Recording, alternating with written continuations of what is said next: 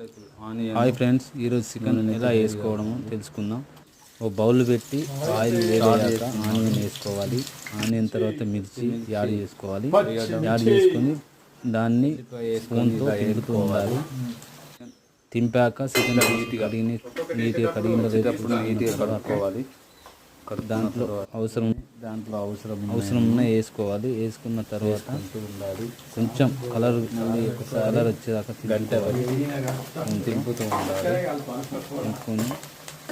తింపుకుంటూ ఉండాలి. ఎందుకంటే ఎక్కువ రోస్ట్ కాకుండా, లేకుంటే రోస్ట్ అవుతాయి కదా. చాలా వరకు తింపిన మూత పెట్టుకోవాలి. తర్వాత అల్లం పేస్ట్ యాడ్ చేసుకోవాలి.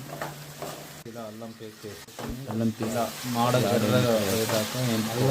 వేసుకోవాలి. యాడ్ చేసుకోవాలి.